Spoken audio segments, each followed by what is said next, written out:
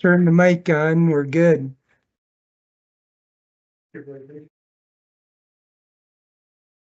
Brian, thanks for coming too. You bet. Thank you. All right, so we'll just real quick to hit the agenda real quick. First of all, the notes for the previous meeting 3 weeks ago, if you had a chance to review those, hopefully, any additions or corrections. Those, on them. I need to read a quick email, from Dr. Kimber. Let's see here.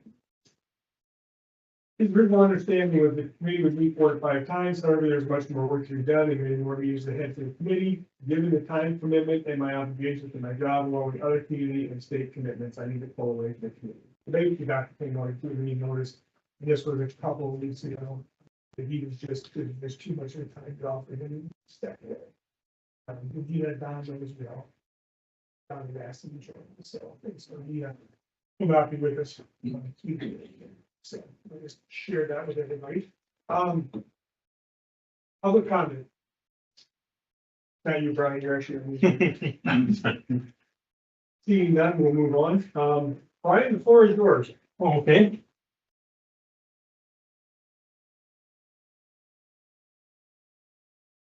A little research that we're doing.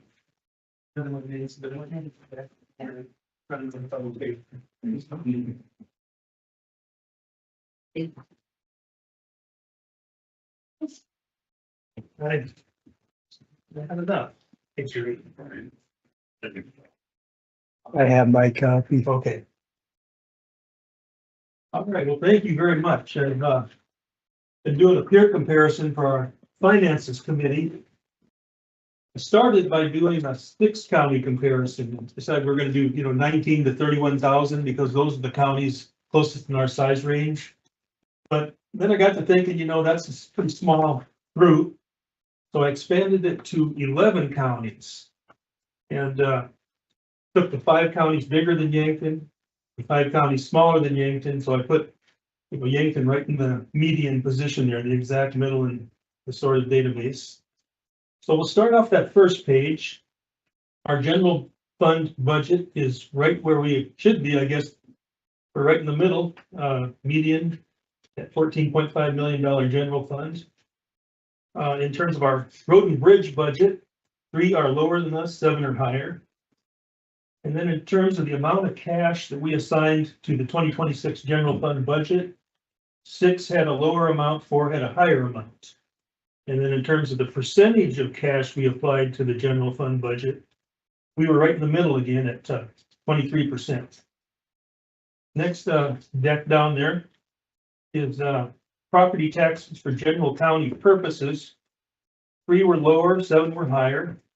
In terms of property taxes per capita on the general fund, the general fund is our primary fund. It's what we pay all the bills with for the most part, including a lot of the road and bridge bills, actually.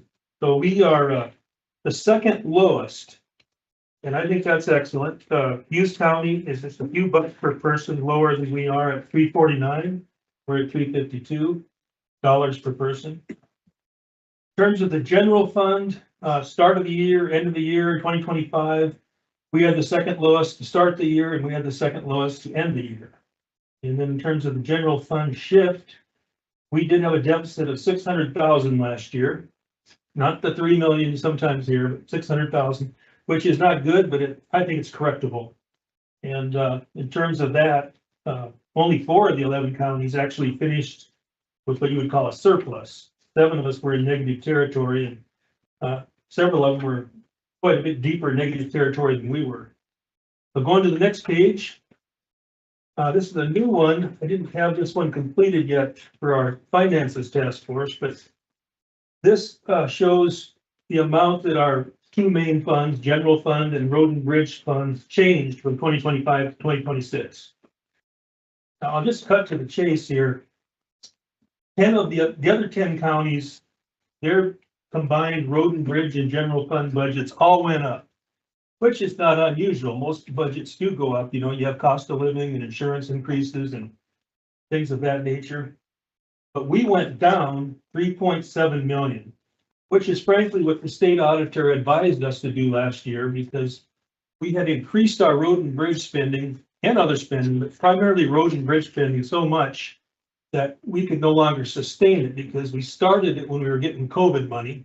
We continued it, that COVID level of spending longer than we should have, and we kind of lost our cushion, but they finally corrected that last year, the commission, and they cut our budget by 3.7 million, which is almost unheard of, even taking COVID dollars into account. So if you look at that list, Clay County's budget went up 874,000.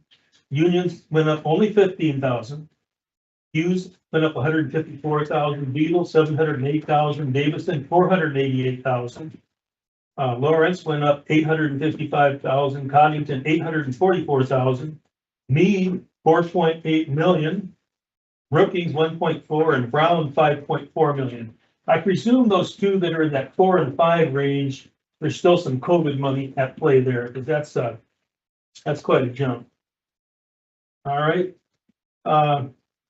This next category, I wanted to share it because sometimes, like, I'll hear a city commissioner tell me, the ambulance is what we're paying for when we pay our city taxes, our county taxes as city residents. No, that's not the case. What you're paying for, like they do in every other class city, every other city in the state, you're paying for the mandated county services, and we have quite a list of those we provide. And ambulance is not one of those. It's just something that has been handed to us.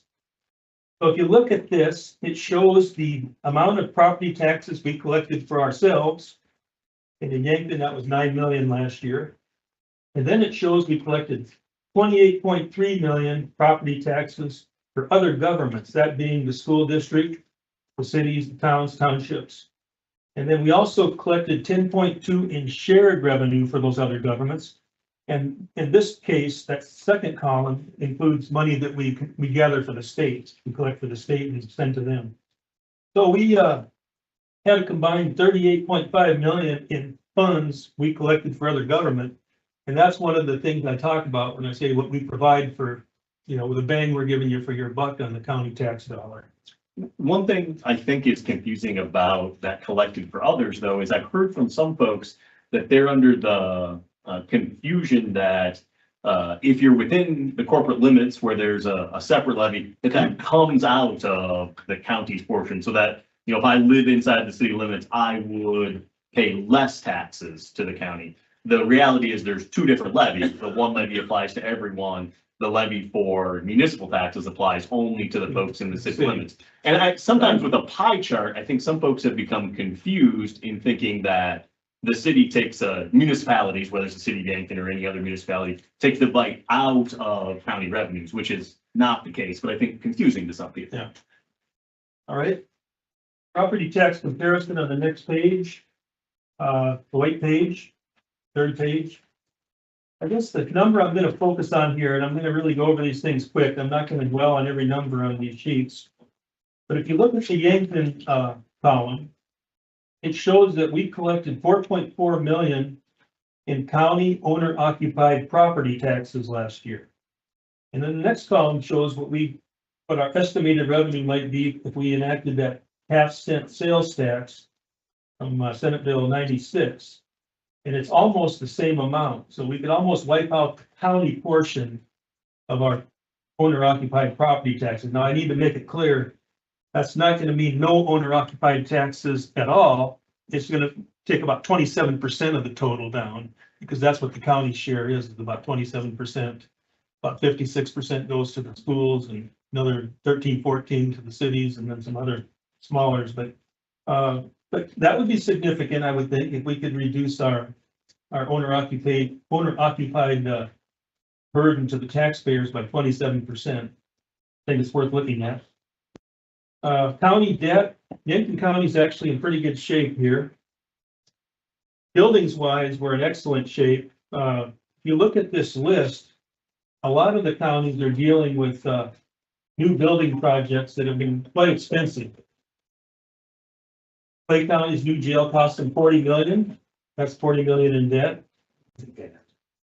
Union County's looking at a courthouse expansion. Hughes County is not in too bad of a shape. They're paying off a jail they built in 2008, and they just got a few years left to go on that. Beetle County has no debt. Davidson County has very little. Yankton County, we do show 2.7 million in debt. That's the Napa Junction TIF, but we're over halfway through that. And so in a few years, 5, 6 years, that'll be gone. Lawrence County spent 32 million on a public safety and services building recently, which accounts for their debt. Cottington County spent 29.7 million on a new county detention center. And Brookings is still paying off a previous jail project. They still owe 5.8 million on that. But we're fortunate here. Our main county buildings, which would be the government center and the safety center, which encompasses the courts and the law enforcement and the jail and our highway shop, they're all relatively new and they're all paid for. And that puts us ahead of a lot of counties in terms of that particular area of infrastructure. Of course, we still have road and bridge funding needs. You know, we have those 4 Jim River bridges. We're finally getting one of those done, but thankfully we're getting a lot of grant money with that. But in terms of building, which is causing a lot of issues for other counties, especially the jail category, we're in pretty good shape. So that's one advantage we have. Brian, on the Stone Creek Bridge, so we have to come up with 1.8 million, 1.4 1 point. out of the 7, so that's a pretty good bargain. You know, Don, something. That's a great bargain, but we don't have it. Right, I have an idea on that. You know, everybody thinks an opt-out is a 10, 20, 30-year thing. Lake County last year did an $850,000 opt-out just to kind of cover their shortfall for last year, for 1 year. I would propose that maybe we should consider doing that, a $1.4 million opt-out to cover the Stone Church Bridge, a 1-year opt-out. I think we can sell it to the public by saying, look, we're getting $7 million value for this 1.4 million. And as you know, Don, we committed to the project, but we didn't budget for it. So that presents a challenge. Yeah. So one of the other things I did want to mention on this, and correct me if I'm wrong, that the Napa TIF is actually covered by the developer. So the county's not responsible for paying that, that if there's a shortfall on the TIF revenue generated, Right. that they have to pay that. So that's not on the taxpayer. I just meant it'll be off the books in about 5 years, but you're right about that. It's not actually costing us 500,000 a Right. year. I know that's just how it has to be We have to, reported. yeah, we have to actually account for it that way. Yes, yes. So anyway, I think there's an opportunity there to pay for that bridge match share. I was actually gonna volunteer to draw up a resolution for the county commission to consider to do just that. You know, we have to do that by July 15th. That's not too far away. Let's go to the next page, which is our revenue sources. This is the light purple page. Now, the first block of numbers is our 7-figure revenue sources. And the jail revenue was exceptionally good last year. It was 1.75 million. Typically, it's around $1 million. This year, I think we're on pace for about 1.2, but I'm still hoping that we can get back to the 1.7. That's like a lot of county revenues, though. You know, sometimes they're not repeatable, or you just never know. Ambulance revenue, that could fluctuate. And then the next 2 columns are 6-figure revenue streams. In terms of the wheel tax, you'll see we're fairly high among that particular group. And that's because we do have the $5 per wheel maximum. And a lot of counties, maybe more than half of them, are still only charging $2 a wheel for whatever reason. But we're maximizing what we can do there. The next column down, you'll see Lawrence County really does well with Register of Deeds fees. And that's because there's a lot of highly priced, fast rising priced real estate in that county. And they're getting a lot of big juicy transfer fees. Licenses and permits, that's primarily malt beverage licenses is the biggie there. And then in terms of the bank franchise tax, I believe we're number 1 there. And that's the tax paid by the banks based on the level of business they're doing. Liquor reversion tax, we get 25% of what the state collects there. This page totals about 22 million, just a little over 22 million. Like I say, not all of it is guaranteed for 2026 certainly, but We do have some various revenue sources and options there. So Brian, can I ask a question on the transfer fees that you mentioned where Lawrence County is making a significant amount? Is there an opportunity for Yankton to maybe capitalize on transfer fees, or is there something else that we can help generate more revenue, which would Well, be? That's the one I've actually been really pushing for. Don knows this. We started talking about the budget over a year ago, and I said, I think we should try to increase that transfer fee. It's $1 per thousand of real estate sold. So if you sell 100,000 property, you're gonna get $100 county transfer fee. And it's been $1 per thousand forever. And I think it's an opportunity. People are really realizing some nice profits on their real estate sales these days, and I think it'd be kind of a painless extra source of revenue because they're paying it out of a large profit more than likely. You And know, what's the maximum that you can? everybody is $1 per thousand. Everyone is $1, Yep. so that needs to be changed. It's on the next Tuesday's agenda for the resolution. Good. Oh, But we pursued it. The Yankton County started this last year. And we got it through obviously the county commission and through our 8-county meeting but when it got to the state convention, there was some people that weren't ready for it.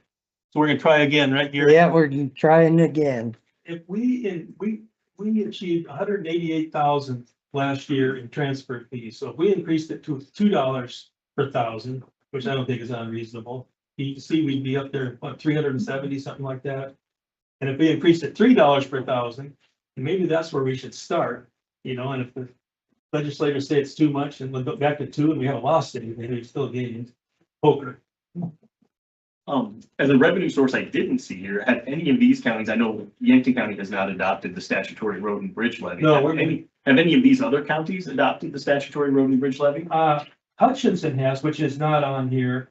I don't think the others have, but I think it's something we should look at. I mean, I would be curious to know if any of these folks are also getting a revenue stream, like in the previous pages, if any of those road and bridge levies were showing up in, that would speak to your point of, there's an even better deal being had by Yankton County folks if in fact some of the other folks have a separate road and bridge levy. There are definitely, Hutchins County is doing it. I don't believe any of these counties are based on my looking over their books, but I think there's definitely an opportunity there. So that along with, and maybe if you don't like my idea about a 1-year opt-out to cover the shortfall for the Stone Church Bridge, maybe we should look at an opt-out, a continuing opt-out just for road and bridge spending, because that's something that the county operations have a hard time keeping up with the cost of maintaining those based on the property tax cap we have, which I think next year they've told us our property tax revenue is going to go up 3.4%. That's not keeping up with the cost of road and bridge supplies and fuel and many other things. Have we ever surveyed the constituents at large and determined that we value road and bridges at a pretty high value? I mean, I think about county services that are provided to me. And which one do I value the most? Might be very different than Kelly, right? Mhm. Like Kelly must, I got a 4-wheel drive truck. I don't care if I drive a little more on gravel, or I don't care if in the winter I have to get out and do my own stuff. And I know we keep talking about road and bridge and there is a necessary level, right? Like we have to be able to function and tie it back to the, economic development piece. We don't have roads. We don't typically have that generating, but how much do we value it? How much does the average constituent value it? Because based on that, then that would help lay out a roadmap for if an opt-out for road and bridge would be likely supported, or a road and bridge district or whatever, right? I just wonder if that's something that is a lower cost and could get us a clearer path. Well, I mean, I think that's certainly something we should do, but it's tough sometimes to get, the bulk of our voters are here in the city, and it's hard to get their appreciation for the rural road network, which is still very important to the Yankton economy at large, So one of the attractive parts about the road and bridge levy, though, if I understand it correctly, is there's a carve out for municipalities and townships. So the levy is collected county-wide, but both townships and incorporated municipalities would see, granted, it's a relatively small, if we're talking about pie, that's a relatively small slice of the pie, but it wouldn't if it was a road and bridge levy versus an opt-out, which would be for a specific purpose. The road and bridge levy Because that's one of the largest parts of Yankton County's budget, but it would also help out Utica and the organized townships who I'm sure have a similar struggle. Don, sorry, do you know if the other committee is focused on these types of things as well? I do not know that. Okay, In the meetings that I've sat in. Mainly looking at processes and procedures and I have brought up some different ideas in terms of trimming costs or increasing revenue, right, but Doug's kind of indicated they want to focus more on what Don just okay. did. Policy and practice, that's kind of their focus. So. I still throw my opinions out though. It doesn't cost anything. Real quick, Brian, just on lower on the sheet, the 2025 investment earnings that's on Poddington is, to help me understand what that number looks like for Yankton County. Is that just essentially the interest we're generating on our funds that we have sitting? Is there additional investments that are creating that income that could be changed? What, Well, this is the realm of the county treasurer. Statute lays it out that she will determine how and where we invest our funds. And I think she does just as you said, she takes whatever funds we have available and she just basically, buying CDs. Yeah. She can for them. And you can see that some of the counties are much higher than us. I presume that's partly because they may have a much larger general fund? general fund balance at the end of the year than we do, that they can reinvest. Gotcha. So Brian, would you One explain that to those of us who are not aware, what would be the process for all that opt That out? is a focus. Who has to initiate that and who has to approve it? Well, the commission, it's with the commission, and of course, the public can refer it if they choose to, but I've been watching them around the state. Very few county opt-outs, especially those for road and bridge purposes, are not getting challenged. They're not even going to a vote. They're accepting the county commission's judgment and decision on that. So by July 15th, we have to drop a resolution saying by how much we need to opt out for road and bridge costs and for how long.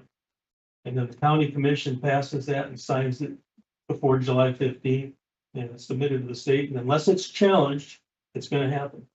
How many days, how many days do constituents have the challenge? Not positive about that, but do you know that, Gary? What's that?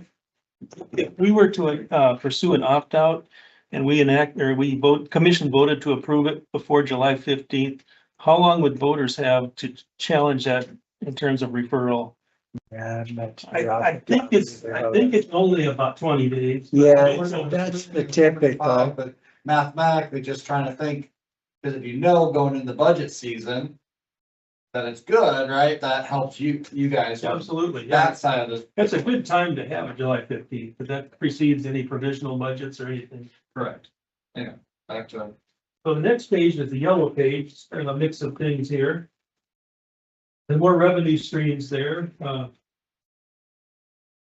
speak for themselves. This next column is not a peer comparison. This is just a tracking I did of the Yankton County General Fund balances going back to 2015. Now, as you can see, I left out the 2021 to 2025 numbers because I believe our general fund balances were not representative of our actual financial status. They were skewed, they were inflated by the COVID dollar we received, and so our numbers were higher. But if you look at what we're doing in 2026, I picked 3 different dates in 2026 to compare our general fund balance at the end of the month to the years 2015 to 2020. And we're right in line with where we were then. I would have to concede, that 6.4 million has lost some value as compared to 2020, but we're still in the ballpark. We still need to do some things, to increase our revenue, but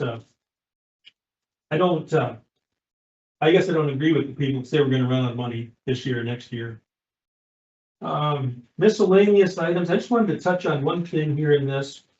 We do pretty well most of the time in our June and November elections in terms of voter turnout.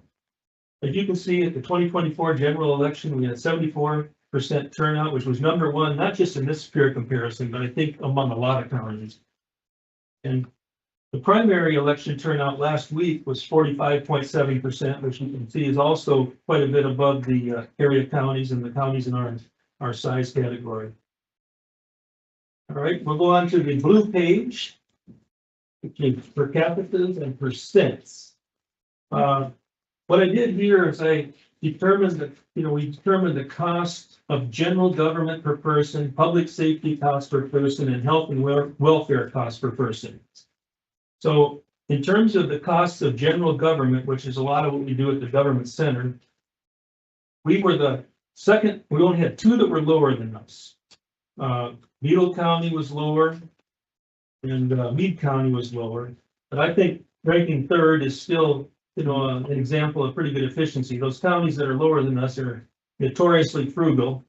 So I think it's excellent to say we're in third place on that list. Public safety cost per person, we're doing pretty well there too. They're higher than us in terms of those costs.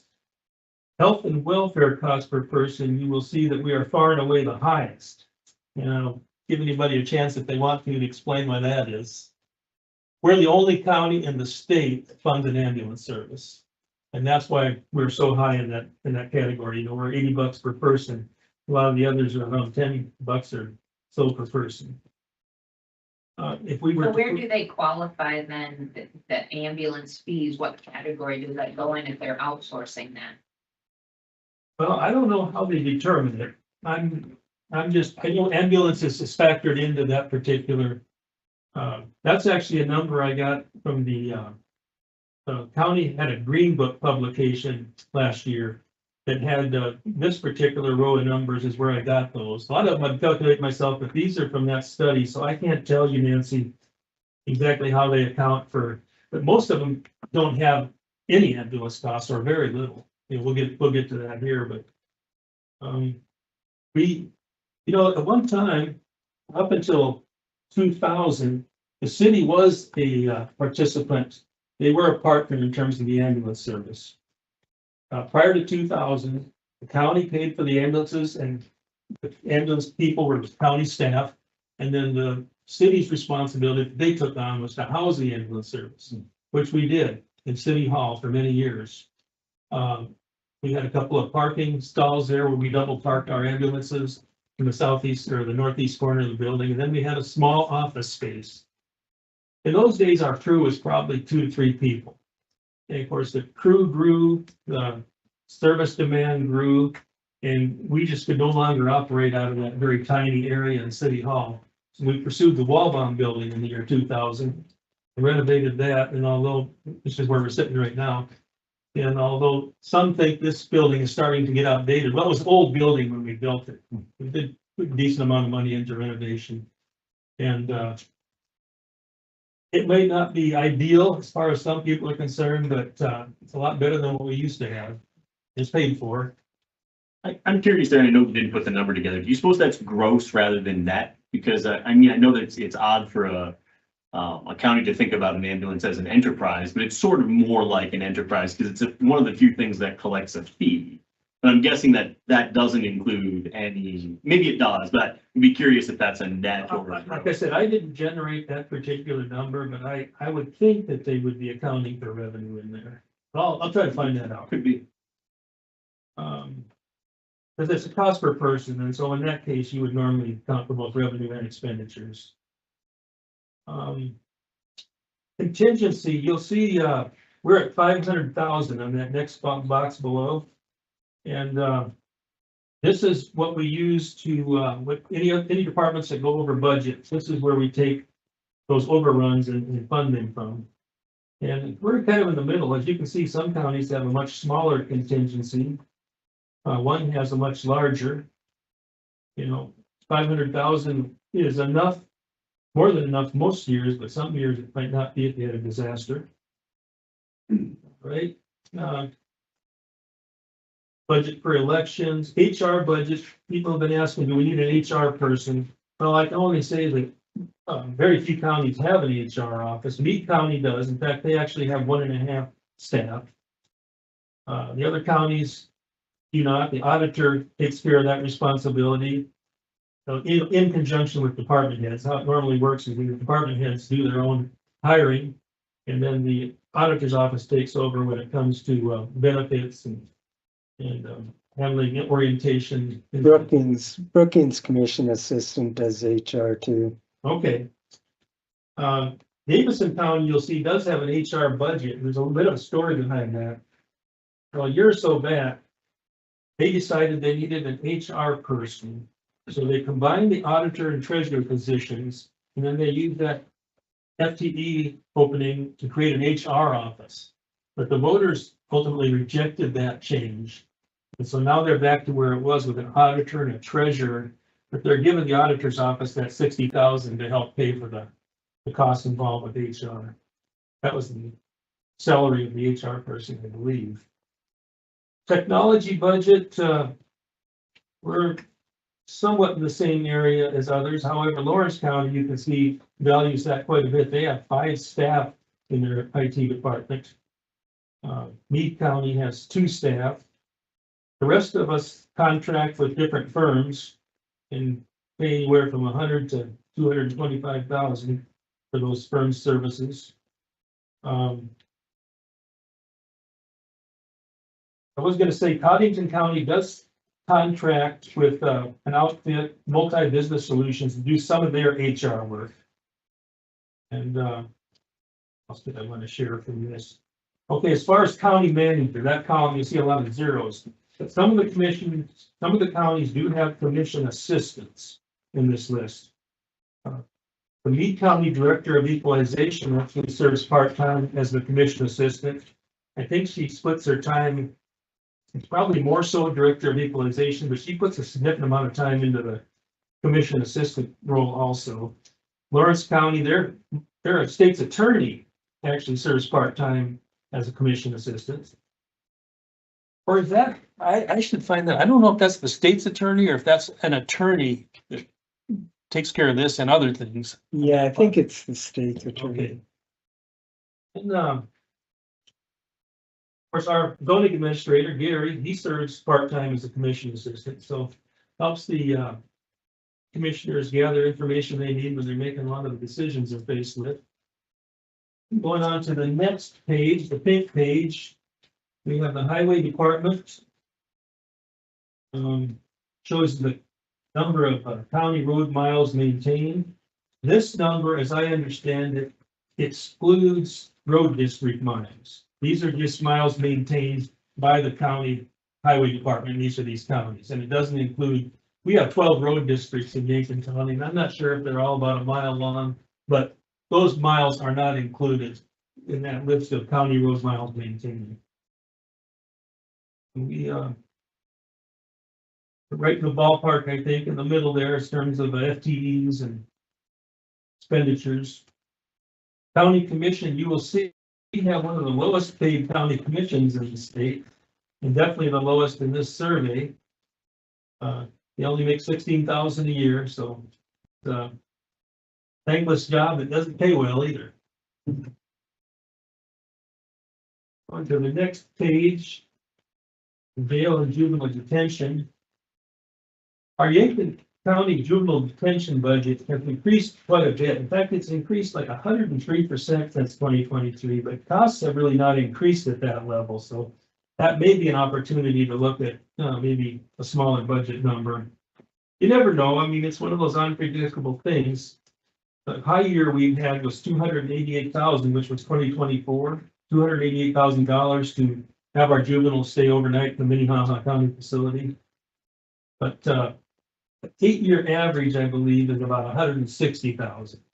And our budgets the last 2 years have been 500 and 400. So Wouldn't that high year, wouldn't that the kid that come out of the bar and shot somebody or killed somebody or? well, that might have been part of it, but most of that was the first few months of 2024. We had 3 siblings, I believe, that were Yeah, being it's a held up lot there. of state. Same family. Yep, same family. Yeah, and so that, most of that 288,000 was incurred the first 3 months of the year. So it is a volatile thing. You can have a situation come up like that and wreck your budget. That's what we hope contingency covers if it happens. In terms of the ambulance, you can see here that we are the only county, not just on this list, but in the state that entirely funds and runs an ambulance service. Most of the other communities, the city plays a role in funding it. Sometimes it's incorporated into the city fire department. Sometimes it's an ambulance district. You just see different different approaches. That 1.4 is gross, right? That's the budgeted expense. That was our cost. Right. Yeah. Do you So- remember offhand what the operating loss was? Last year? Yeah, Well, it depends how you look at it. I think I heard the ambulance director say 280,000, but I don't think he accounted for the 275,000 we spent on an ambulance. So it's actually closer to 600,000 if you count for that. And that doesn't happen every year. sure. But, so he's indicated, some promising numbers in terms of maybe being able to increase our ambulance revenue by a couple 100,000 a year. So we'll see if, hopefully that comes to pass.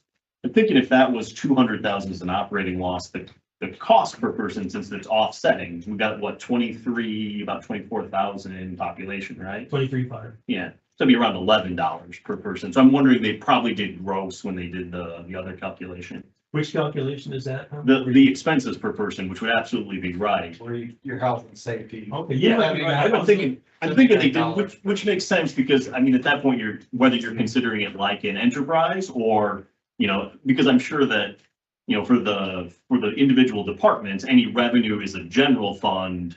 It's not coming back to the department to be respent, whereas for the ambulance, it's probably more like an enterprise where fees are offsetting costs.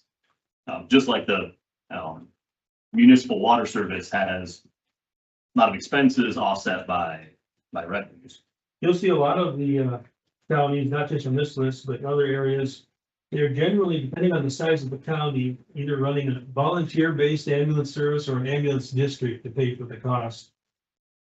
For instance, in Huron, the ambulance is part of the fire department, the city fire department, but there's an ambulance district that pays for the ambulance portion of it. That makes any sense. Lawrence County does something, I didn't put this in here, I should have, but and this might be somewhat unusual, but their big health system out there, of course, is Monument. And in Lawrence County, Monument Health owns the ambulances, the ambulance staff, or hospital staff. They fund the entire thing. So you can see Lawrence County gives kind of a nominal donation, but that would be nice. I've often said, or I'll say it now, if we don't go with an ambulance district, I really do believe we should look at least requesting an allocation from Mavera and the city to help make up some of our shortfall. They say it's something that we're doing. Davidson County was doing it for a while, and then county operation costs rose to the point that they said, this is not something we're mandated to do, and they passed a resolution and said, we're not going to do it anymore, which led to an ambulance district.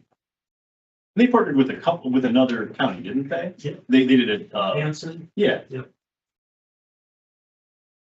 State's attorney is the top of the next page. We're getting into the departments again here, and state's attorney, we have more FTEs than the other counties in our category.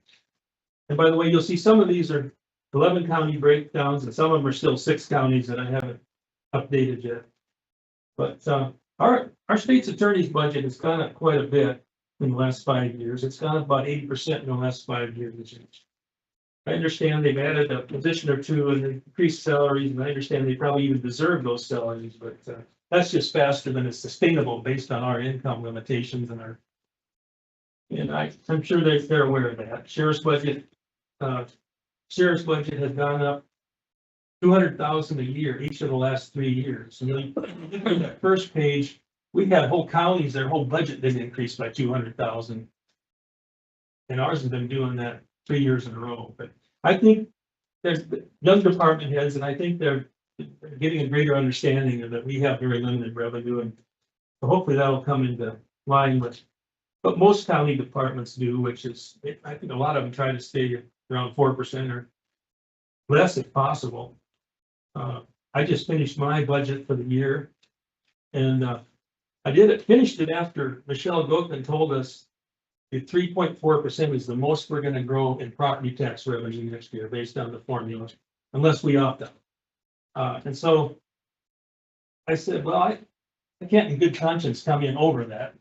So I managed to make my budget come in at 3.2% increase. Last year I was 0%, but 3.2% this year. And had to cut a lot of things, cut out travel and a lot of other things. And I wouldn't even have gone up that, well, we have 2.5, is going to be our cost of living. That's the big one. Another big one is our health insurance, which we're being told is gonna go up 11%. Those are the two that, well, I mean, the health insurance is certainly somewhat beyond our control. We've changed health insurance providers a number of times. Hey, Brian. Yeah, I recently checked scheduled for about 15 minutes here. We're, Oh, I'm not done. yeah, let's crash through. I'll finish up. Yep. Finish up. All right. I was gonna mention as far as FTEs and the Director of Equalization Office, you will see Beetle County only has 4 full-time employees. They used to have 5. But when one of them left, they actually went to the county commission, the other 4, and said, we will absorb her workload if you divide her salary among us. And that's exactly what they did. So, they're working harder, but they're getting some compensation for it. Real quick, these last couple pages, you'll see the auditor, treasurer, register of deeds. The next page, planning and zoning. Thing that stands out there, I suppose, is that Cottington County actually doesn't have a planning and zoning office. They have District 1 in their community provide their planning and zoning, and pretty cost effective, it appears. City management, the debt service officer, Davidson County has a large budget, but they serve 4 counties.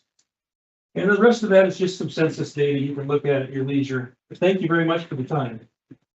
Hey, Brian, the question I was gonna ask you about was, in your second page, I'm comparing, the budget shifting 25-26 and the discussion around COVID dollars, all the counties got that. Do you, if by chance put generated data that's easily available to get, where we look at county expenditures, not only this year, but pre-COVID?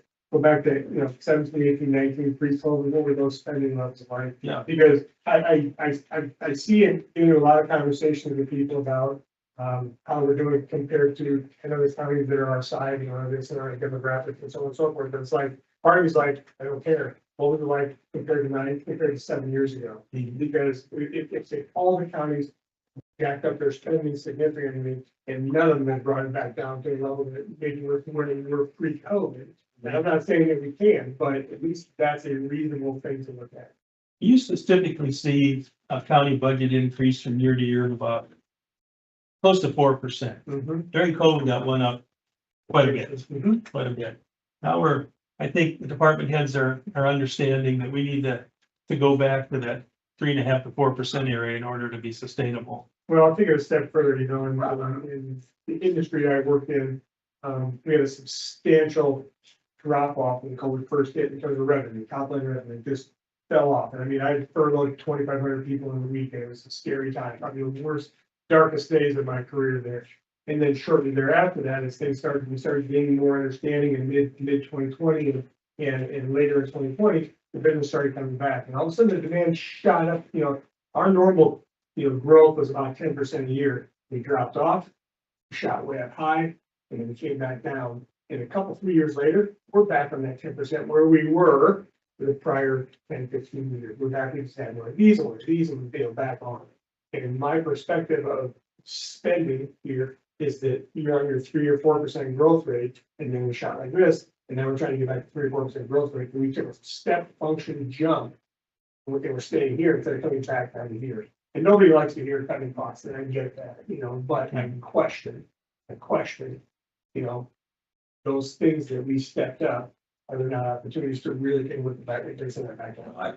Yeah, I think we have tried to bring those back in line, and there's continuing efforts going on. For instance, our Director of Equalization Office actually has 6 budgeted positions, but they've been operating with 5 for quite a while, which is resulting in some savings. Yeah. I'm sure they'd like to get back to 6. But just as an example, how many people, what was that in 2019 or 2018? The Director of Equalization, probably 4 or 5. Yeah. I mean, I just look at. It's probably 5, I actually. look at this in all these budgets and going back to what was the expenditure in 2018, 2019, 2017, 18, 19. And then now we were here in our trajectory. Now we're here in our trajectory. Maybe it's justified based on, Lord knows that the cost of things, inflation has been a substantial impact both on compensation for salaries as well as other materials and running, I get all that. There are some departments that have increased staffing, during that time. And they made their case for that, you know, that they needed that to provide for the law enforcement or Yeah, security in the jail or ambulance response. Those are the areas we saw that. there are additional requirements. The state's attorney, definitely increased quite a bit, you know, but we try to, when we can, cut back. You know, I used to have 4 full-time people and I cut back to 3 full-time people and then a lady who works about 15 hours a week, no benefits, so that was quite a savings. Yeah. I just heard the ambulance director say yesterday that he has 2 full-time bookkeepers and he'll be 1 because he believes the workload can be handled by 1. Yeah. So we're always looking for opportunities. I don't think we're wildly overstaffed by any means, certainly not compared to any other county. Paper. Ryan, 2 things. First of all, thanks for this information. It's that our meeting, we talked about some of those, everything, everyone and got it. This kind of details. And this is great. Yeah, it's- I hope that you're gonna speak to the other group too, because many of these things are what makes the finance task force become. I'm gonna, yeah, I agree, and I will also like to speak with county commission when I get a chance with some of this data. Try to keep it as short as I can. Yeah. I can talk for an hour, but I'm trying to keep it to 15. I think I probably went over 15. I'm gonna blame that on Brad's part. Fair enough. I'm gonna tell you, the county commission, you want a special meeting to ask for it. We need to hear this stuff. We need to hear it. Well, I can. Or during the budget meeting. Now, the second thing, I might be in a little disagreement with you. Because we have it in the past. Yeah, sometimes. It's when you talk about, we're not growing. Oh, yeah, I don't believe that we are. No, I agree. We've lost some value in terms of what our general fund balance is valued at in terms of the inflation. But, I want to say, we agreed to that too. We looked at it 2 years ago and said, it's not going the right direction. no, it wasn't. But we're fine.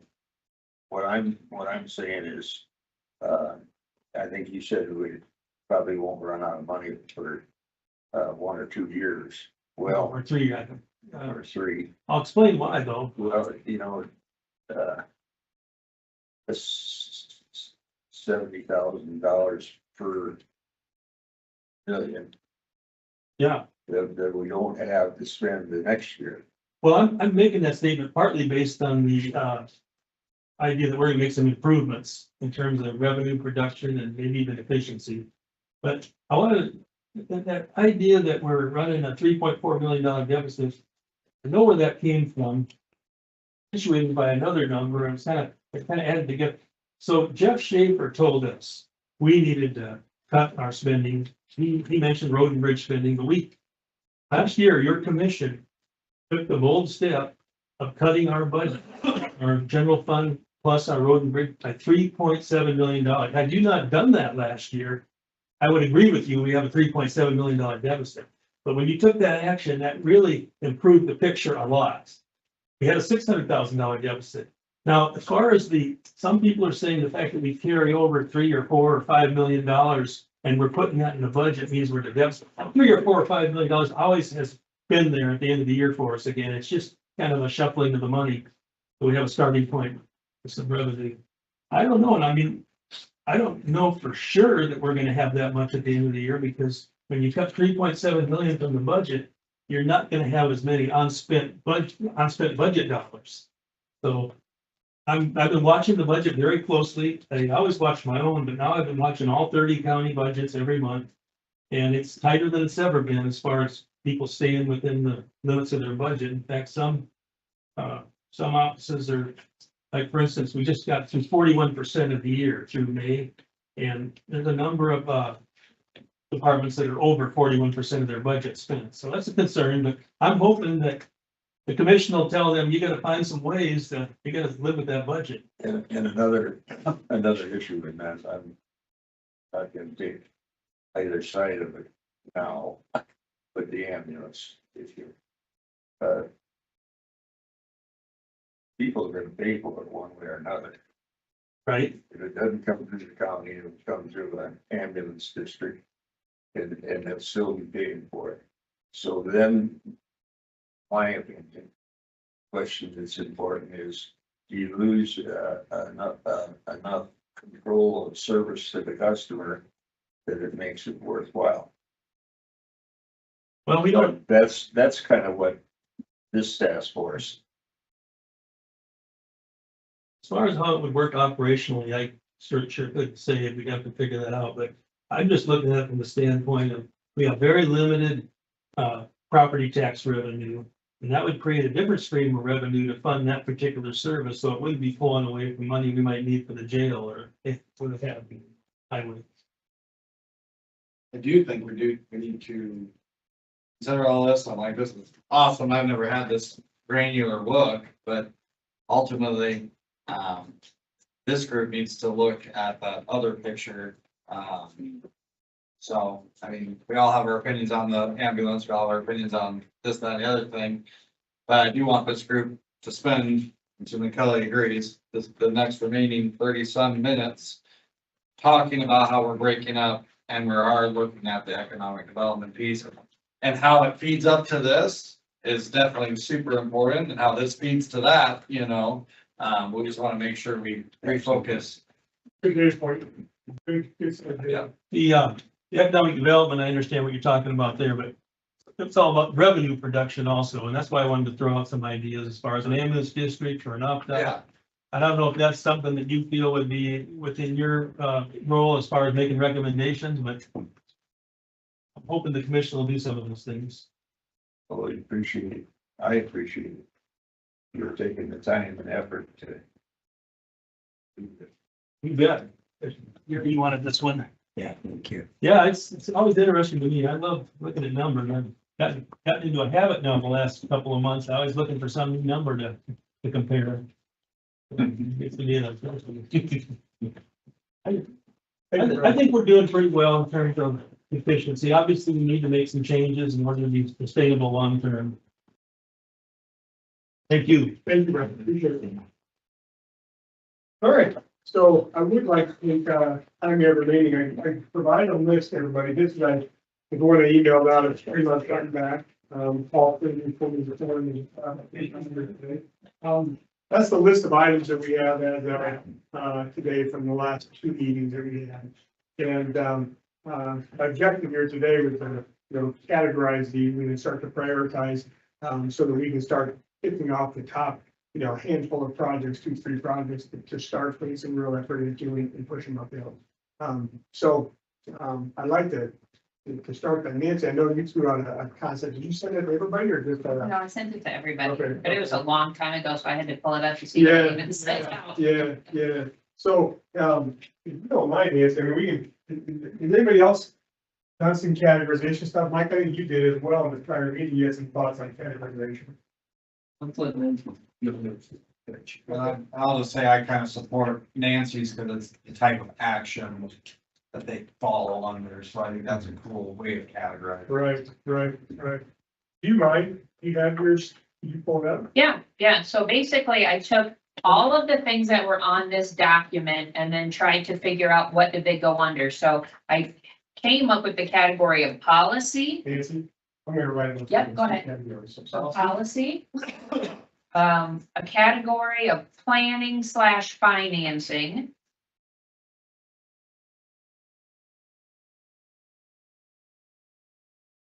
Another category, which was partners. And then there were a few items that did fit into those categories, so that was my unsure category. But really, I thought a lot of this really just cohesively fell under those items, but that was just how my brain worked, and I recognize everybody's works a little. Who's gonna number these, Nancy? Can we walk through the list real quick and just talk about which one you plugged in where? Sure. Just gonna put a 1, 2, 3 beside the.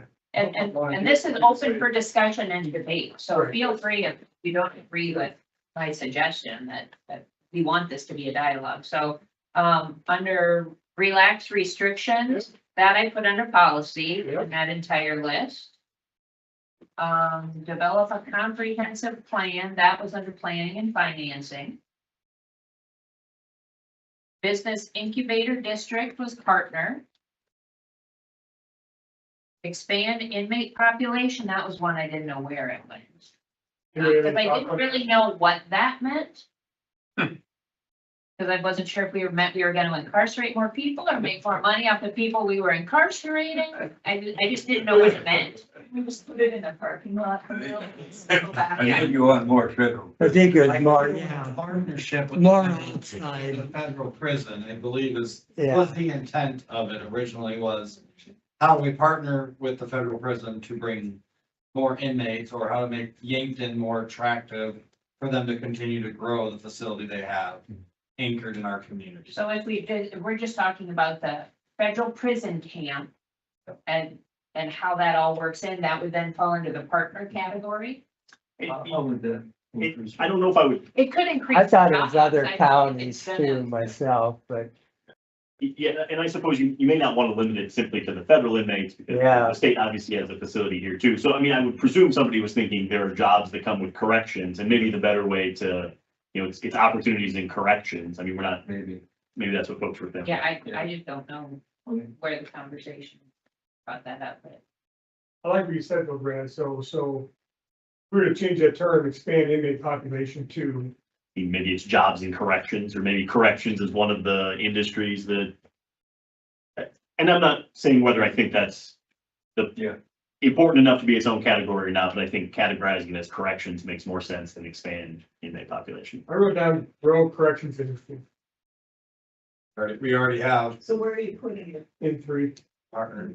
Yeah. We already have the facilities here, we already, so how do we make those, how do we make it so they want to continue to be here and grow well? Much like conversation about ag and things like that, Yep. as an industry, yeah. Professional grant writing, Professional grant writing was planning and financing. Consider opt-out bridge planning, that was planning and financing. Lake area sanitary sewer was planning and financing. Hey, just let me back up one, consider opt-outs. There's several topics discussed today in my presentation, that talked about opportunity for tax. Add tax here, do something here, can we expand that category instead of just opt-outs to, tax increases or whatever? Not that even like that, but, The two big ones that Brian brought to the table were ambulance district and opt-outs for road and bridge. And he used the term levy, not necessarily opt-out, so those are two different things. Yeah, I would do opt-out or levy, and Either way. Yeah. and then we can discuss what the constituents would probably stomach, right? consider opt-out levy opportunities. Additional tax revenue. This one, it's all tax revenue. Yeah, Yep, additional. yep. Okay, so lake area sanitary sewer was planning and financing. Leveraging townships was partnerships. Partners.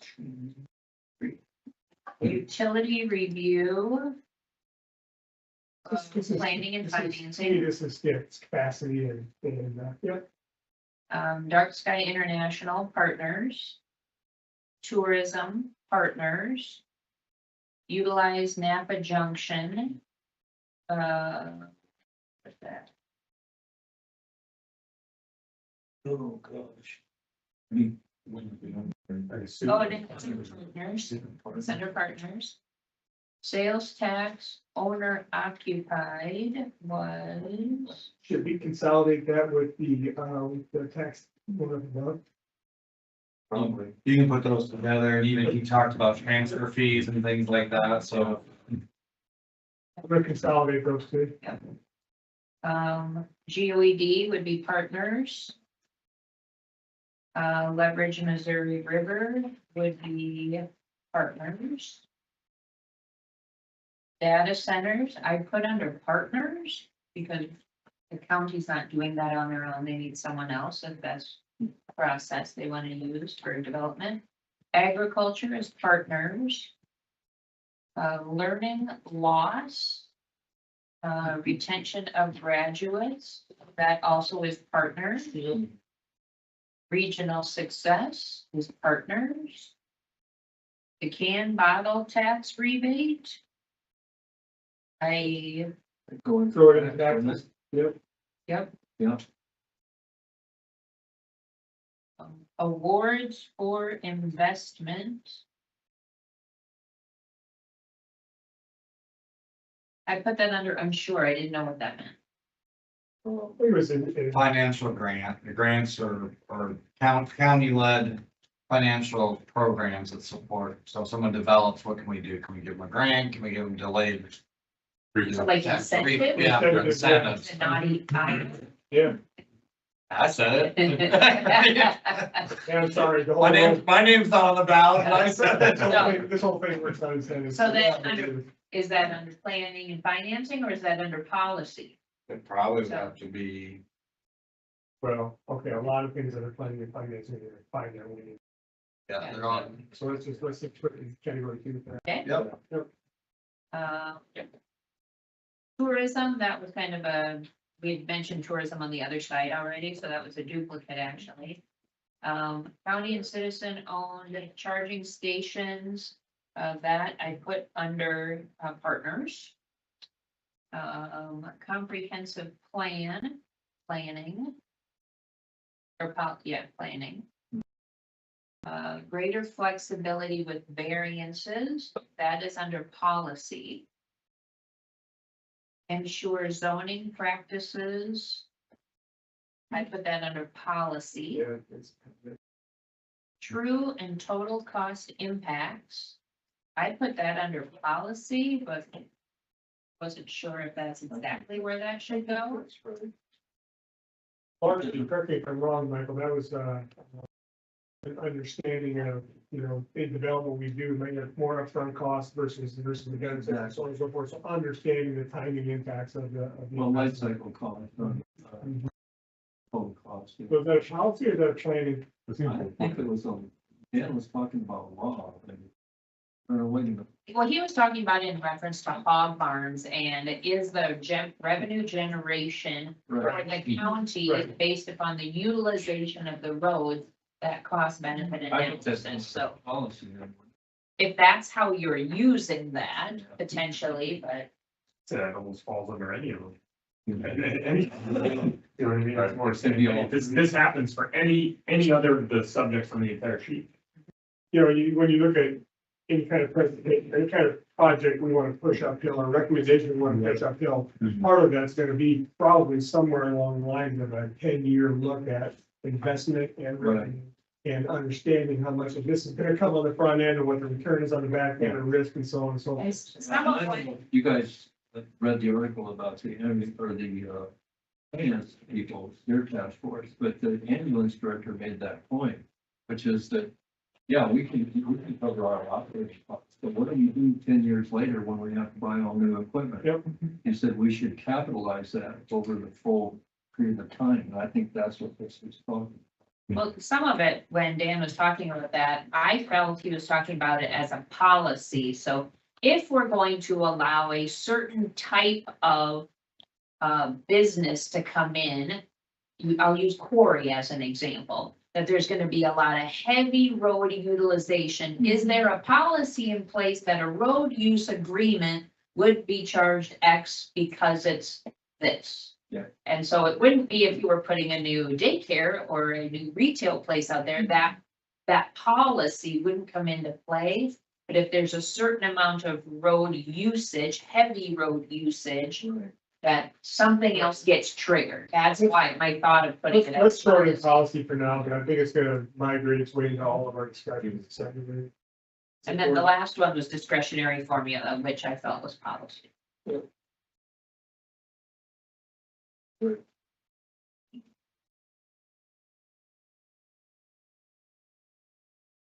One of the difficult things that people having trouble remembering on the road still. 100,000 pounds of hogs equals 100 pounds of 1,000, 100 pounds of corn. weights the same. And we've had farmers driving Warrington.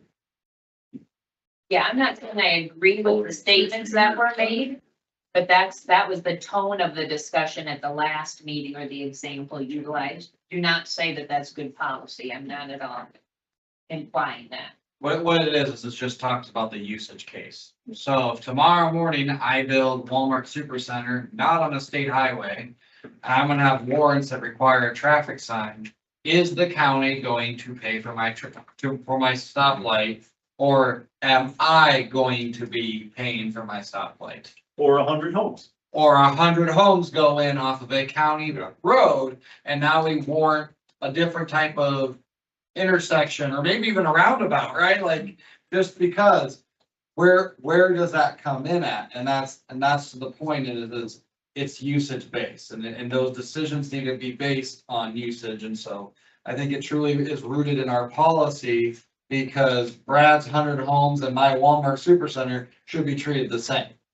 But I'm gonna disagree a little bit from that context of there could be some revenue generation significantly tied to the Yeah. road utilization, which all makes sense. Yeah. But on the flip side, you might be using a lot of the roads, but not generating revenue of Correct. any time for the county. So there's so many different factors Yeah. that you're trying to balance as county government is trying to decide what is qualified as good development and where are those returns being shown? Is it in property tax? Is it in sales tax? Right. You know, is it in quality of life? What does that look like? I think all of these are gonna have challenges and a lot of discussion. If it was easy, you'd have done them already, you know? And we've done that. I've used this tool a lot over the years to kind of help us prioritize, ones to go after and ones to work on, which is kind of the next step in the process here. And, hard to read as I stop with my handwriting. This is ease of implementation, so easy to implement, easier, whatever that definition is in your mind, versus harder to implement. If we take a state law change, probably not gonna happen, you know, you're term that, hey, this one we have control over, we can maybe make it easier to do. And then this one out here is a revenue opportunity for us. Lower, not likely to have a great return, opportunity for higher return. And so I'd like to take these, each of these, kind of plug them on here on this scale, this X, Y axis, if you will, and just have some discussion around where these fit. Should we do one of those for policy, one of those for planning, and one of those for We sure can. partners? We sure And can. then that way we actually have a true north in each of those three Sure, categories. sure. I'm okay with that. Well, we may choose, Yeah. we may choose 3 projects on one category. Correct. Okay, but at least each category will get, that way your read too, so. Yeah. We start on the policy then? I looked at your handwriting, Kelly, I knew you couldn't figure all those on there. I was hoping to number them, lack of planning on my part. All right, so policy items, but everything that was added as a number 1, point, correct? Yeah, number 1. So relax restrictions. What do you think? Any comments on this? I would say from my experience, I've been on the planning board for a very long time. I would say that's low revenue opportunity and very hard. I would just say, You put it in quadrant C? I would throw it as a C.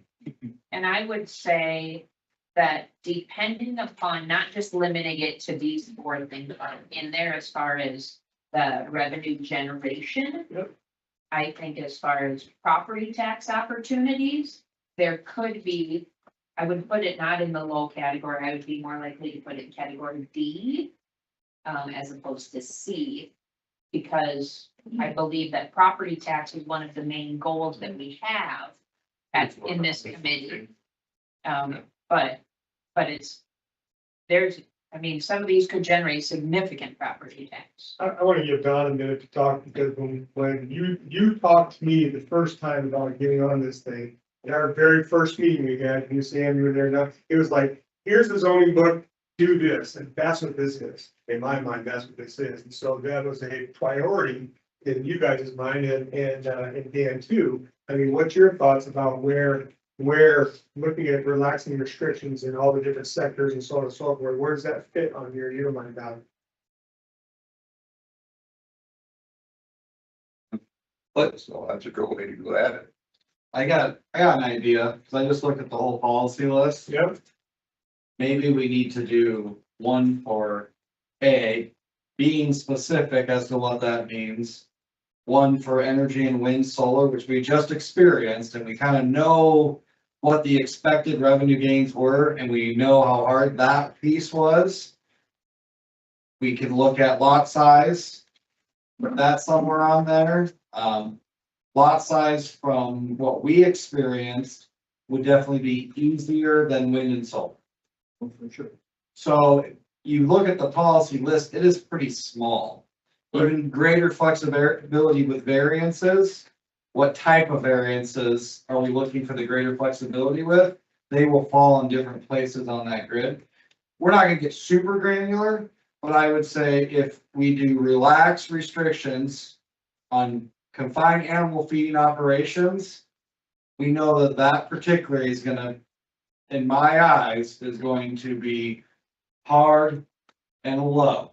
And wind and solar is probably gonna be hard and low. let because we me experienced that. back up. I get the hardship in terms Yeah. of the process and discussion in the last 5 to 10 years on Yeah. those topics and the challenges and the conflict, okay? Yep.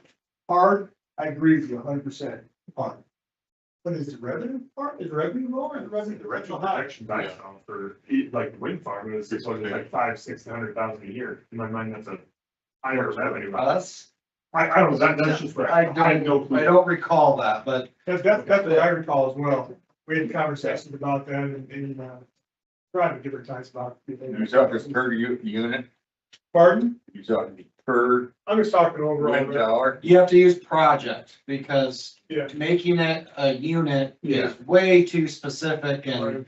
so an attractive wind project that we had only had like 30 some in Yankton County, right?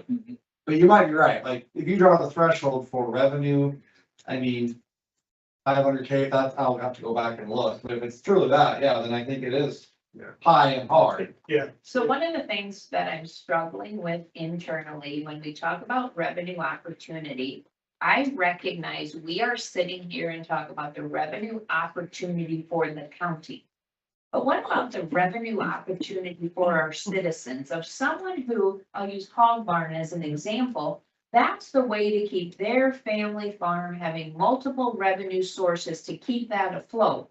So for their individual situation, that's a high revenue opportunity that the county is not potentially allowing them to do because the county isn't making as much property tax off it. So the policy that's in place is impeding an individual citizen's ability to generate significant revenue or more revenue, not significant, more revenue. So is the county's job to try and just protect the county? Or is it to create opportunities for citizens within the county? So do we use a true and total cost formula then? I mean, we got 15 minutes, so I almost hate to say it here, guys. Do we use a true and total cost formula to define what revenue opportunity at is? this point, I know. we are high level spitballing, with fuzzy glasses. Get these things on some sort of category, so we know where to go. So I think, Which one. And I know I'm gonna make things more confusing that last one. thanks, Matt.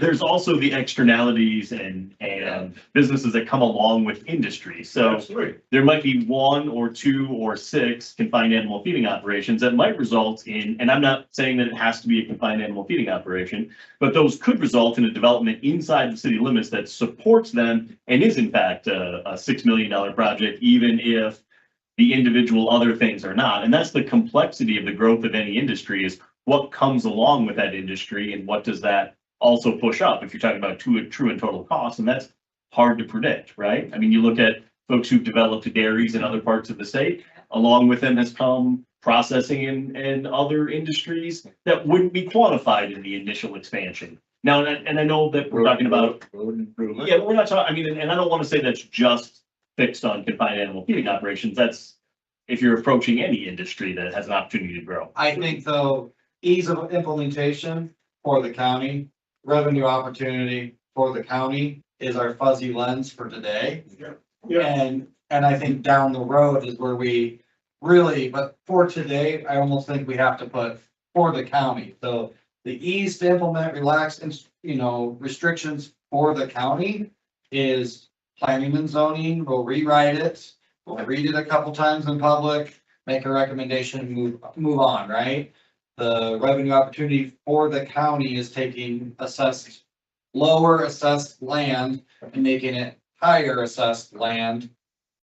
And that's, if you do at least that simplistically, we'll get something on there, and then when we dive in, that's where I think the group who makes the recommendation say, well, here's some true and total costs, and here's some future what ifs or what can be.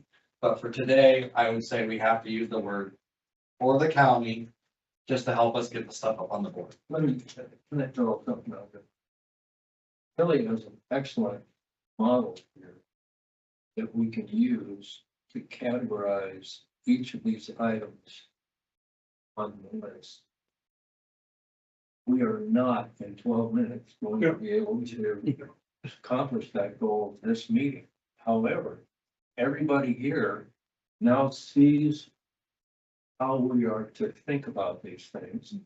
And each of us, during the next 2 weeks, can at home figure out where we would put each of these items, and then come back next 2 weeks, and combine our thoughts on Kelly's chart. That's my first point. My second point is, if this group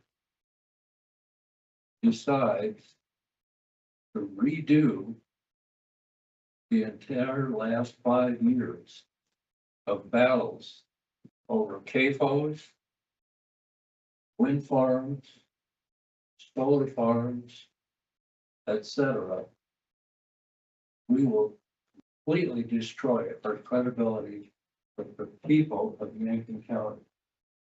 We're already in bad territory when it comes to confidence in the government / corporate nexus. So, this is my opinion. We shouldn't relitigate the past. We should try to be creative about the future. That's my opinion. I think there's gonna be opportunities within guidance of our zoning document that says, look, there's some demand in this area here, this would be easy to change. And maybe it's moderate, even if it's low revenue, but it's easy to do, and you pick off some easy one to do stuff like that. Certainly, find operation that Dan was that the many times, other ones that have been viewed in the public actually strongly in the last decade. And may or may not make sales trade, case when it's on, becoming a fund. I think, didn't somebody say we had a great example of something like that that was done by one of the colleagues up We did. here, had a great example, some changes they want to make, and it's almost a model of how to go about doing that. And can still get things through and still make things happen. And the key point on that is that they wouldn't have done it that way if we didn't have the rules that we do. Right, right. And I can tell you, they did an outstanding job. And not only did they do an outstanding job of laying it out, they had a plan for the future. And they considered the wishes of their neighbors. And so that is a model. But if we go back and relitigate all these things, we're going to find ourselves is nowhere. Yeah, at the same time, do a comparison like Brian did today on some of the setbacks and things like that. You'll find that in county went way longer compared to a lot of them. Is that an appropriate place to be? That's basically saying no to an industry. And if that's the position that the county wants to be in, or our constituency wants us to be in, then that's what it is. If it was maybe overshot by the last group, it could have been moderated a little bit, and maybe that's still a worthy conversation. And remember, maybe planning and financing might be an easier area to brainstorm first, and then partnerships. Just Cause policy is, we keep getting stuck in policy. We keep getting, This is largely the only Yeah. item that's in policy. Yeah. Here, the Yeah. three was kind of just, that's what I'm saying. how do you do this? You know what I mean? So this is largely the only one that's in here, but Yeah. it deserves a spot in the Because conversation. it was a key piece of the plan for us, so it's just to figure out how to make us an attractive. Exactly. So for the next 8 minutes, are we just gonna change policy to one of the other titles? I don't think we should. Is that? I don't think we should. So I'm gonna step over here. You determine, we'll put the Yeah. second one on. For the next. I would just say I agree with what Mike said about living in the past, but I also think legislative session campaign we saw, the two dominant things I heard, land use and property rights. And anything we do outside, has to be respected. So I love the property rights one. That one just always gets in my problem because it's like, whose property rights? The landowner or the neighbors? Mhm. Because. No, people have I a mean, my very property hard, rights. people have a very hard opinion that you shall not do anything to infringe on my property rights. It's like, yeah, but it's my property. Why can't I do it? So where do you stand? I mean, every one of these has got two edges, you know? Yeah, yeah, yeah. Okay. Kelly, I want to just add one thing, and I don't know how it comes in or where it comes in. But I think our county commission believes that part of our mission is to provide service to our customers. And I think we need to keep that in mind when we talk about all these options. Bringing in revenue in order to provide service. Correct me if I'm wrong, Lou Down, are we not capped on that? Unless we do another tax thing or an opt-out. With that, we're somewhat capped on revenue, so Only if you don't do any growth. if you grow Even- beyond the cap, if you grow beyond the cap, if you grow smartly beyond the cap, you'll, big picture, reduce individual property tax, homeowner property tax. Is that fair? Is that a true statement? So that's a benefit for our citizens. If we have growth and we have good things happening and new industry coming in and so on and so forth, there's always gonna be people that say, I don't want that. I want it like the one 100 years ago. Well, that ship is sailing. So, if you think about that, a reduction in taxes for personal property, that's gotta be it. Is that fair? Is that a fair statement? Am I understanding that right? You're correct. But for us to be smart, we got to do a lot better job, not necessarily here, but the county commission. Do a lot better job of communicating with the people. Boy, is that the truth. That is the truth. And you know what?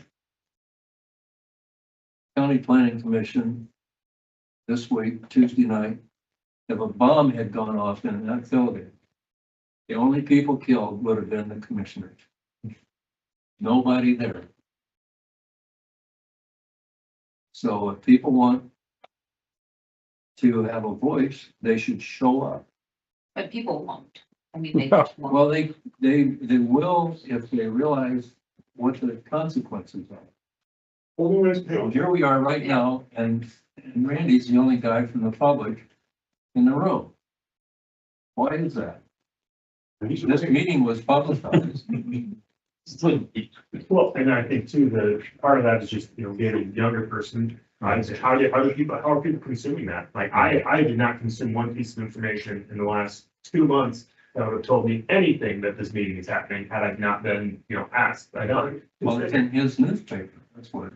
I know, and I think what's happening My is kids more are and more this people. age and they don't read the paper. I haven't read the paper and, you know what I mean? So I think there's that aspect too. Even my kids never looked at the paper to except to see what's on at the movies. Yeah, and so I think there's just a gap there that says, okay, maybe we need, and I have no clue how the commission currently reaches people outside of the paper. I'm not, into that a lot, but you know what I mean? And maybe it's sitting there and it's on me or people my age in the county as well, saying, okay, if I hear about this, maybe I need to be getting, going out of my way to get that information. But your question, that statement you just made is, if I care about that, and most people don't care and it comes unless it comes into their bubble. Nope. Oh, maybe wants to do something. I'm in my bubble. Let somebody else figure it out.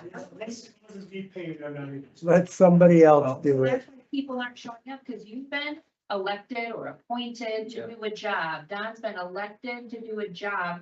And those of us in the general public, for the most part, trust the people who've been elected to do the job. And the only time people start showing up, which you all can attest to, is when someone feels they're not doing their job. And then they start showing up and providing input. We're not doing the job the way they want it. Yeah, so, Exactly. That's. and that's why no one's showing up at planning and zoning. It's also part of the communication and being public and being, people creating awareness out there that this is going on, and these are the things we're doing, and if people are aware, that these things are happening, they're much more likely to do, or at least overcome when something does happen on to their impact. Well, Is it a worthy conversation? Though? Yeah, it is. Beyond the paper, I mean, the paper only has been a means of communication, to me, go beyond that. Well, Nancy's group has a nice class, Yankton 101 and things that, I mean, we're trying to do other things that help promote that, help people get engaged and tell them what's going on here in the government and things, but it's still hard to draw anybody to come to a meeting. Do you have a suggestion? I probably not right offhand, and part of that is the fact that a lot of times I'm not into the news cycles of almost anything, so I feel like I'm just not a great person to have, But you are a perfect example. Right. Yes, I exactly. mean, that's exactly it. It doesn't matter how much we put it on Facebook, in the newspaper, on the radio, on On the newsletters. You're website, still not getting touched because you're not trying to touch it. That's not a bad thing. And I think that's also just a really difficult thing to do. If there was an easy solution, everybody would be doing it. Right. You know what I mean? So reaching more people and obviously attention's at a premium these days, because anybody can, do anything else for it. Good point. Coming up on one.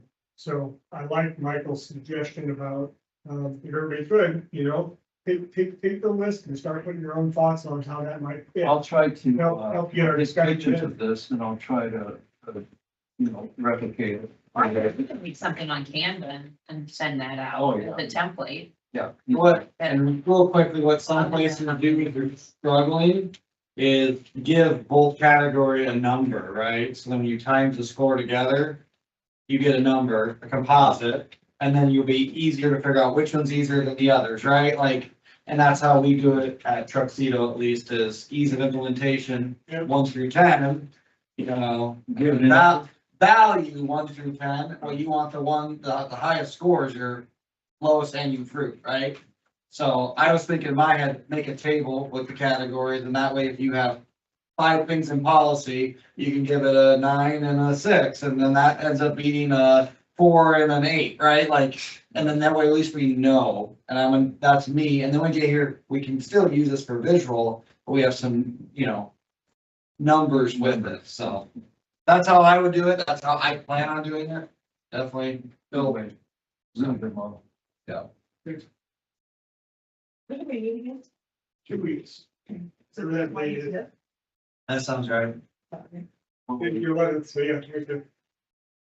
Speaking to that, while you're looking at your, voting, I don't know if Kelly, if you told them that, Wayne Kendall. I did, very guide it down.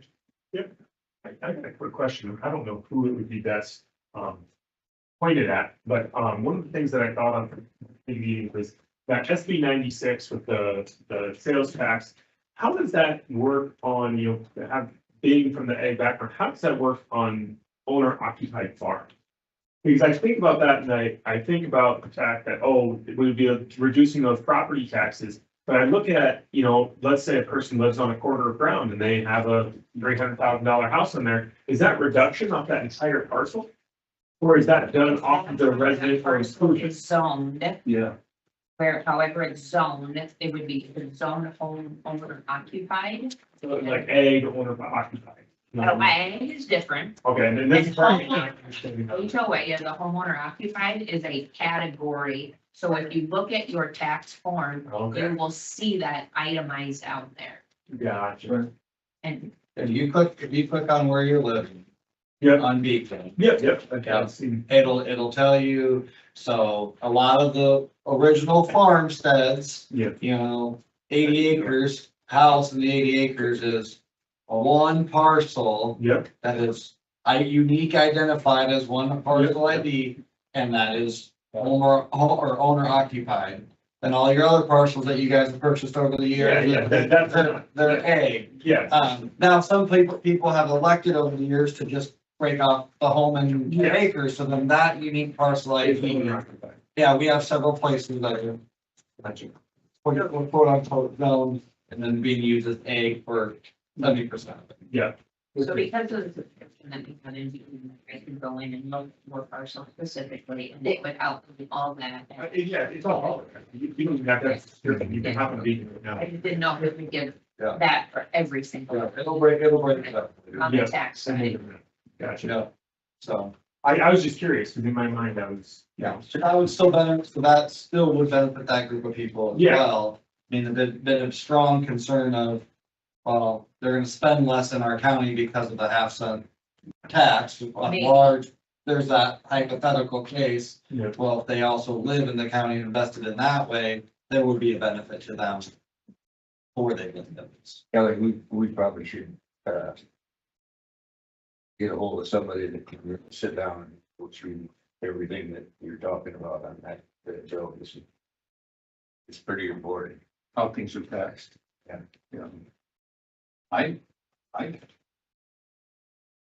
I'm not mistaken, ag is, the way ag is taxed is entirely different from homeowner occupied. On the property tax. Because ag taxes are not based on the value of the land.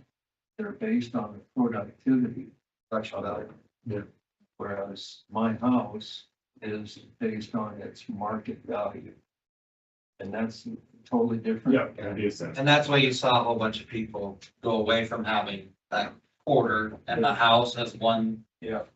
One ID Yeah. and broke off the house, because why would you want to be taxed at a higher rate? Right. We could, On your investments? we could invite Michelle to the next meeting if you want. Just gonna ask, who's the right person? Michelle Gokin, the Director of Equalization. So, You can explain that. And there's so many exceptions to the state law. yeah. You know, So what do we want to ask her to do? We can reach out to her, but you know, just help us understand. Just how things are taxed But is and that assessed. of value to us in the conversation we're I tonight? think, I think so. Good for us to understand, because if we understand, that helps the state understand the revenue impact of decisions. I guess is my thought process. I think if you are gonna asking her to explain, because I think there's a lot of confusion around the 3% growth cap, which only applies to owner occupied as a entire category across the county, rather than individual properties and also not commercial properties. So I think in terms of looking at the impacts of some recent legislation, it may not be what people think it is. So it's an understanding of kind of how it works now. And if she understands, we're looking at strategic growth opportunities, she can tailor it to things we could maybe think about, and then current legislation, what the potential legislation, what opportunities to change it. She could also talk about the discretionary formula and other things. What's her name again? Michelle Gokin, DOE.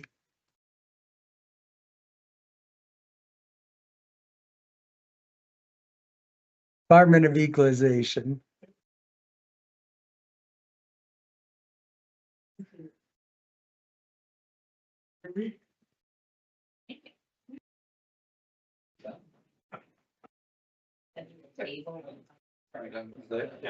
That's good. Maybe I can send that out at the same time. Okay, not just for the 89, just for the 72 for work there now. The opportunity. And I know, but maybe it's good to sit right now at that time, because I think we got a little bit of analysis paralysis, so maybe the. But.